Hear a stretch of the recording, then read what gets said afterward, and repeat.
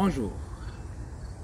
Il y a plusieurs personnes qui m'écrivent et qui me disent: Bertrand, j'ai une idée de projet, je veux lancer mon entreprise, je veux monter une affaire, mais je n'ai pas d'argent. Pouvez-vous me trouver du financement?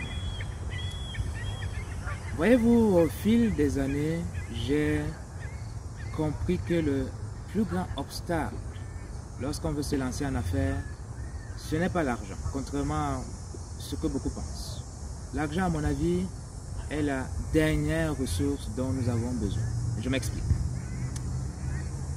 Je suis Bertrand Defour, coach certifié, conférencier international et consultant en éducation, fondateur et directeur général d'Education Consulting Inc. Je vous parle depuis la région de Toronto aujourd'hui. Alors, la première ressource dont vous avez réellement besoin, dont on a réellement besoin, c'est nous. Nous, c'est-à-dire nos idées. Nous, c'est-à-dire notre motivation. Nous, c'est-à-dire nos expériences, puisées au plus profond de nos expériences. Nous, c'est-à-dire notre persévérance. En fait, c'est la personne que nous sommes qui déterminera si on est capable de lancer notre entreprise et jusqu'à quel point nous pouvons aller, n'est-ce pas, dans ce projet-là. Alors, devenons la meilleure personne possible afin de réaliser les meilleurs projets possibles et d'avoir un impact, le plus grand impact possible sur le plus grand nombre de personnes possible. Donc, la première ressource, c'est nous. Il y a un travail à l'intérieur de soi qu'il faut réaliser, que malheureusement, beaucoup de personnes perdent de vue, beaucoup de personnes occultent, n'est-ce pas? C'est d'abord nous, le travail sur soi. Cela passe par les lectures, cela passe par le coaching, se faire accompagner par un coach, une coach, un mentor, une mentor. Cela passe par suivre des formations qui parfois sont payantes.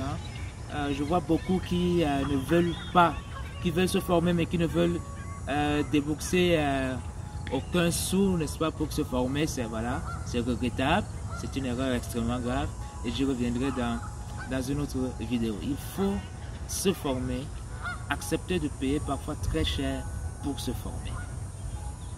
Deuxième point, c'est l'utilisation de son temps. Comment utilisons-nous notre temps?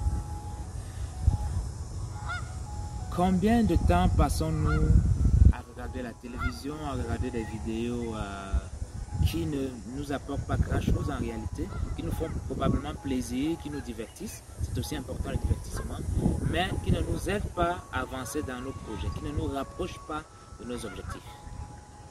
Alors, il faudrait diviser votre journée, nous devons diviser notre journée de manière à avoir un temps de repos, bien sûr, un temps pour le divertissement et aussi un temps pour travailler sur soi, pour avancer sur nos idées, sur nos projets.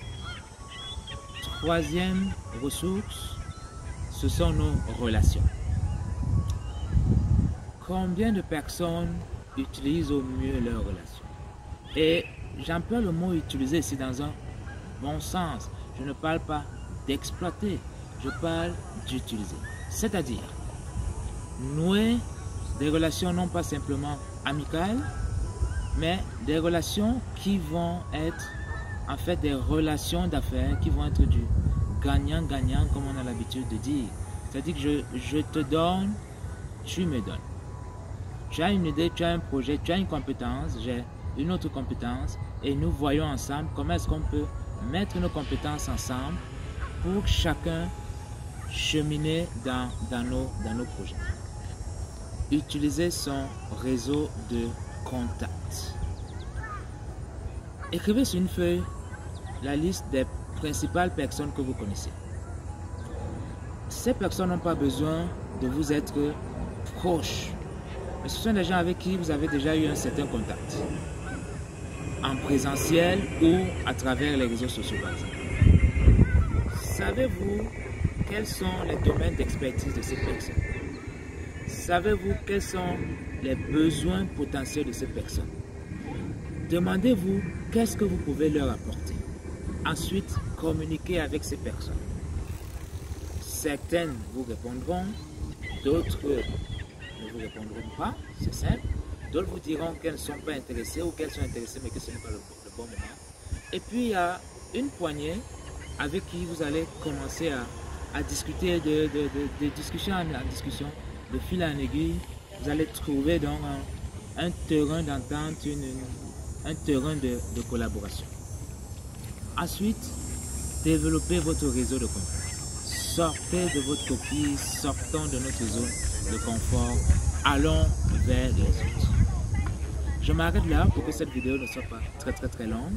Alors voilà quelques points à développer avant de penser à de l'argent. Et une fois que tous ces points sont bien développés, une fois que ces éléments sont bien définis, vous allez voir que l'argent viendra tout seul. Parce que lorsque votre projet sera bien élaboré, lorsque vous aurez défini vos objectifs, lorsque vous aurez déjà commencé les premiers pas dans la bonne direction par rapport à votre entreprise, il vous sera beaucoup plus facile d'attirer les investisseurs, d'attirer les collaborations. Donc, il faut commencer. N'attendez pas de réunir toutes les ressources, n'attendez pas le moment parfait, le moment idéal. Réunissez quelques personnes ou même commencez tout seul, toute seule et progressivement, le reste se mettra en place. Cela fait appel à la persévérance, à la planification et à la patience. Bertrand Defoe, coach certifié, conférencier international et consultant en éducation. À bientôt.